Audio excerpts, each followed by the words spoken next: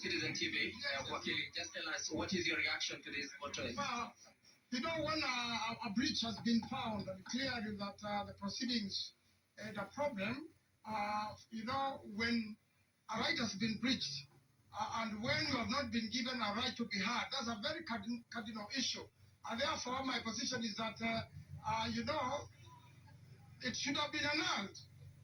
It should have been annulled, and that's a conclusion automatically, because you have not been accorded an opportunity to be heard, and therefore, it can only be annulled. You can only say that, you know, the court did not arrive at the right decision. We should have automatically had regarding Gachagua reinstated. There's 50 million shillings on the table for the client that all of you probably represent. Are you going to take it? Are you going to advise your client to take them? Well, you know, we have to go to the Court of Appeal and discuss all the pending matters, all the issues. You know, the right to be heard is very important, and therefore the breach is definitely greater than what it is and what has been awarded. Let's just speak to the other side of these matters as well.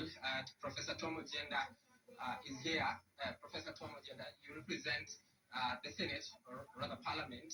What's your reaction to this matter?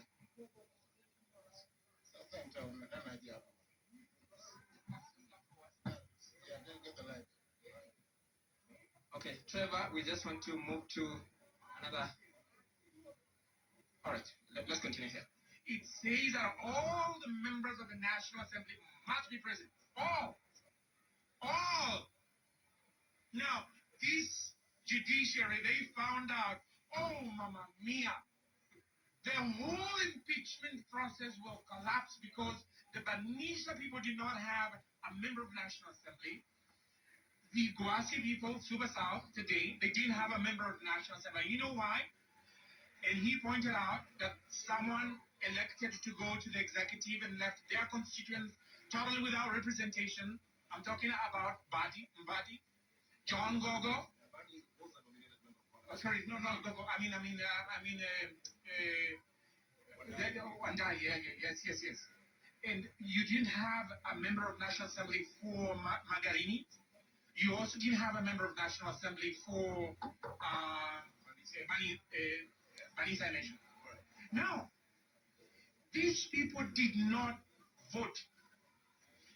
The Constitution demands, and I challenge you, what Constitution were they reading? I challenge you, if you have a Constitution, have a look at Article 145, Subarticle 1. It is all the members of the National Assembly, all. So they suppressed the hearing of my petition, and they have no shame saying that Honorable Gachagua'S right to be heard was suppressed. The Court of Appeal certified the application that we filed as urgent. Now, the Court of Appeal has to consider a bench. It doesn't take 2 minutes or 3 minutes. They know, but they acted blind to it. And the question is now, what have they done in excluding one of the petitions that bore the weight of these very same issues? Now, you bring up points. Yes, of course, we'll be following the appeal. Allow us to speak to counsel for the respondents as well. Let's speak to Professor Tom Ojenda. Prof. So much motion. The motion, no, hold on. Let me finish because you never gave me a minute. The motion that was tabled by Honorable Mutuse was dead on arrival. This is what the judiciary saw. This is what these judges saw. What do we mean?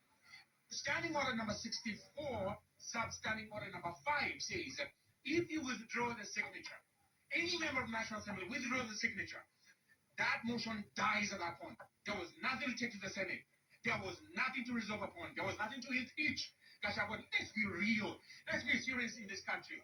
That standing order says there was no motion to debate. Honorable Mutuse knows he did not address that in my case. None of the people addressed that in my case. So the question is now, did the Speaker of the National Assembly know? Yes. Did these judges know? Yes. Why is it they have avoided consistently this particular petition? It is because they know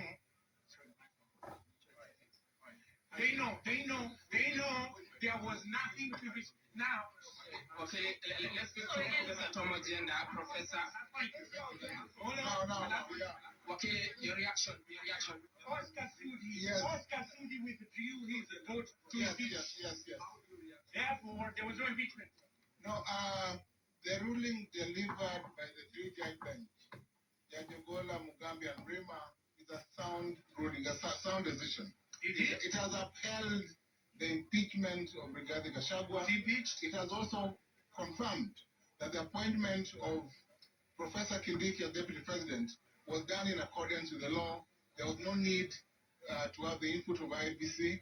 And the ruling is quite substantive. It has done the issue. Was there any voting in the National No matter what the wait. Was there any voting? There was no voting. In the National Assembly, the court has held that the National Assembly process of confirmation was a process that had no constitutional foundation, and therefore the court has found that the National Assembly, though it confirmed Kindiki as the deputy president, it needed not to go through the process. But number three, and this is important, under Article 157 of the Constitution, an impeachment is final. It is a final process. And that is why, though the court found that Senate ought to have accorded Rigathi Gachagua an adjournment, it has not faulted the impeachment. The impeachment is final. It has only awarded damages of 50 million to be paid to Rigathi Gachagua for not having been heard on an adjournment because Senate rejected the adjournment. That is the only positive finding. But I'll tell you this, that since the petitioners will file an appeal, there will be many appeals. Senate and other parties will file across appeal because you can only file one appeal. Once an appeal is filed, then you file across appeal. So I think the court has gone through the issues decisively. It has dealt with constitutional issues, the thresholds. It has found that the National Assembly went through the process of public participation properly, and there was sufficient public participation. The National Assembly presented a formal motion, went through public participation, presented a proper case before Senate, and Senate voted properly for the decision that eventually led to the impeachment. I think this is a good decision. Okay. It's a good decision on many fronts, yes. Yes, the court, Article 6 of the main points for the petitioners, the court has acknowledged an infringement of a right. And it has gone ahead, yes, to offer a review